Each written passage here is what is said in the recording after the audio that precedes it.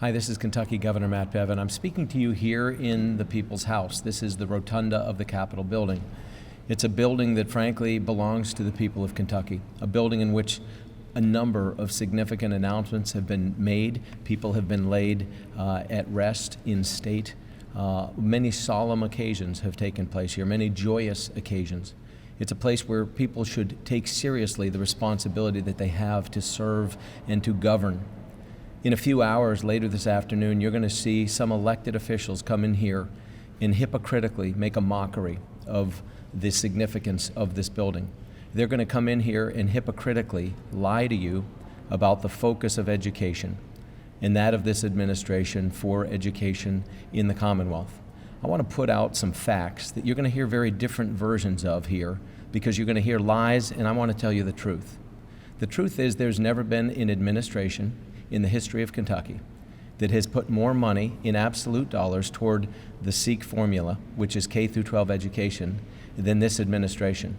My administration has put more dollars in absolute dollars and more money per pupil than has ever been committed to education in the history of Kentucky. So no matter how you look at it, absolute dollars and more critically, per individual pupil. These are the types of things that frankly are critical for people to understand where the education dollars come from. You're also going to hear people talking about the fact that there's $18 million that's currently in an escrow fund that was being contended as it related to higher education. That's money for bureaucrats. That's not money for students. They're going to talk about it as if that money would go to students. It's still tied up in court right now as to where those dollars will go. But the fact of the matter is this: that $18 million was not going to help lower student tuition. Student tuition, student financial aid, comes from the lottery funds. We'll talk about that in a minute. But I want to make clear, the very same universities, the very people that are crying about how much they are being cut, that $18 million accounts for less than 1/3 of 1% of their $6.6 billion operating funds. Some of those very same universities have seen, while this was supposedly cutting them to the core, and they would have you believe that this was going to upset their ability to deliver education in this state, the same university presidents that were among the whiniest of the bunch, the loudest criers in the bunch, raised the tuition, raised the base salary for their university president by nearly 50%.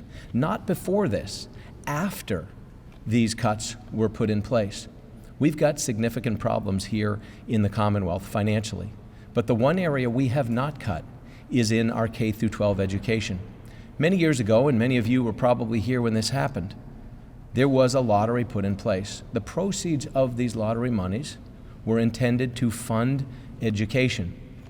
That's still the tagline: funding education, fueling imagination. These are the taglines used by our lottery. Here's the important thing to understand. The previous administration actually swept significant funds from that lottery money, and they swept them into any number of other things having nothing to do with education. Those dollars are dollars that go directly to the benefit of students. And it is that benefit of students that should not be robbed. My administration is the first one to pledge not to take any of those dollars.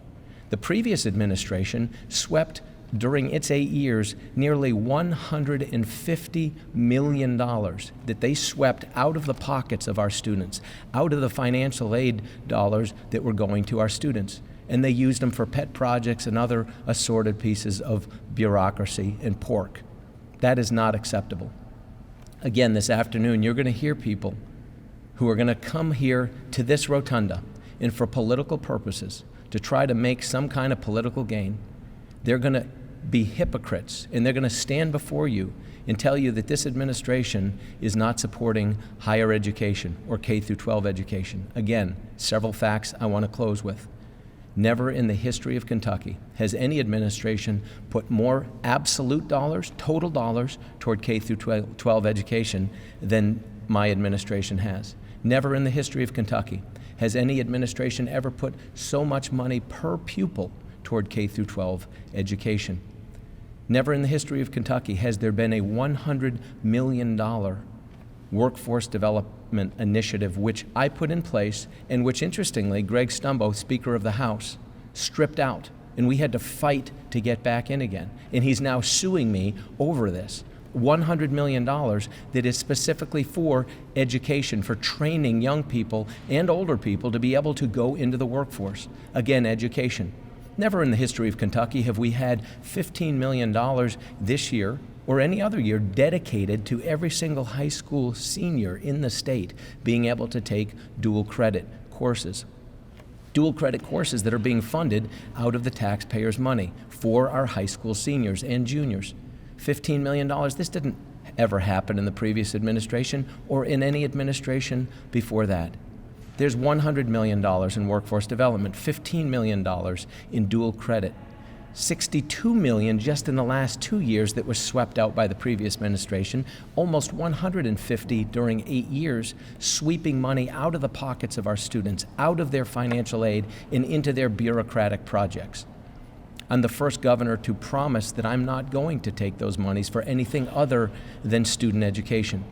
There has never been an administration in this state that has ever contributed more money to education, because I know for a fact if we're ever to be the best version of ourselves that we can possibly be, we have got to pour into education.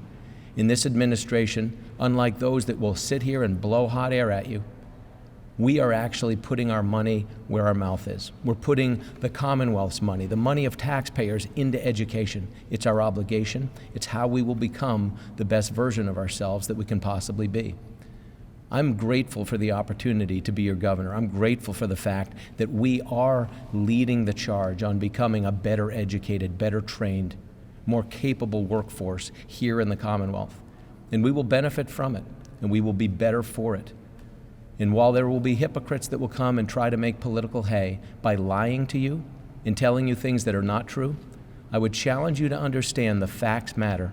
And the facts are, I believe in Kentucky education, and we are investing heavily to ensure that we become the greatest version of ourselves that we can possibly be.